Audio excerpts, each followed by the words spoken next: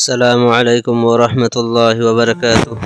Sirabay sinanausing asigi video asidi oktabi nupi amagi wari. Airiba wari asi mayamgi mafamda thamjage khangmin nasi.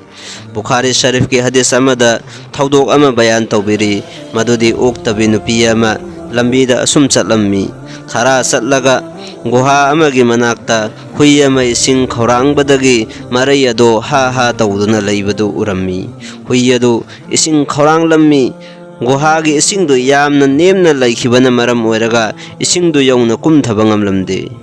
Hui ado gi maong ado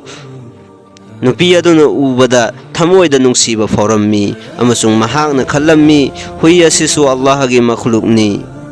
Allah na sembibani khorang badagi mahak asi laitafam khangdre tangai phadana mabu ising pithakpham thoi haina hairiba oktabe nupi adugi wakhalda khalli asumna khalladuna nupi aduna ising sokna ba balten therammi tawbatabu hairiba mafam aduda balten ama phawwa leiramde ising sokpa yaba balten am phawwa leiramde adudagide nupi aduna magi makhongda tongliba saun gi moza ama lauthoklaga upay ama tawraga ising sokle aduga hui aduda pithaklammi amasung hui gi arang khorang ba adu kokhallammi. Hadrat ibungo nungsiba Rasulullah sallallahu alaihi wasallam na habirammi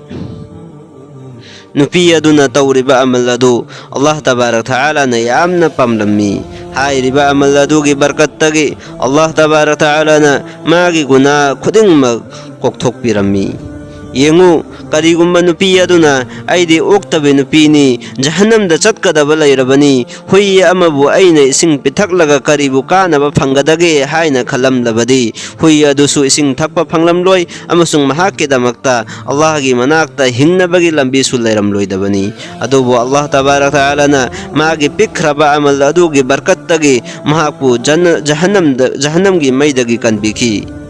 apikpa amal oirabasu niyat sumna tangi Allah tabarak ta'ala na yabina bakhakki tawbataraba khallaga tawrabadi amal adugi barkattagi hingnabagi lambi ama oi haibasi aina panjakriba thaudok adudagi aikoina khangba ngammi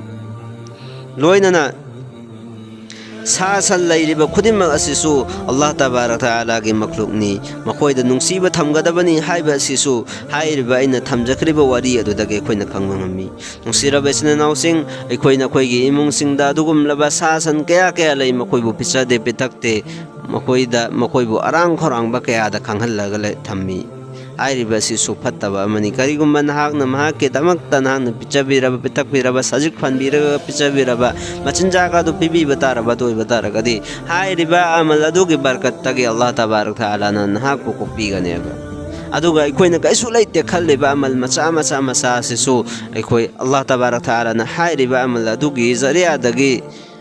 aikoi gi guna khudam kokpinaba maram am oiganeba aikoina hadis ki larik achawa aikoina solia adugi manungdagi Abu Dawud hairiba larik asi Abu Dawud hairiba larik asi iriba Hadrat Imam Abu Dawud Sijistani mahaksu hairiba pikpa amal amagi zariyadagi mahakki maghfirat Allah tabarak ta'ala na tawbikiyaba karisu laitaba mayamna karisu laite haina khannaba amal amadagi amal adu mahakna tawrubana maram oraga Allah tabarak ta'ala na mahakki maghfirat tawbikiyaba amasung janata changnaba ayaba pibikiyaba aduna aikoi apikpo oiba taraga su amal khudimmak thawai changna net sengna Allah tabarak ta'ala khaktana yabinabani khallaga tawnaba hotnasi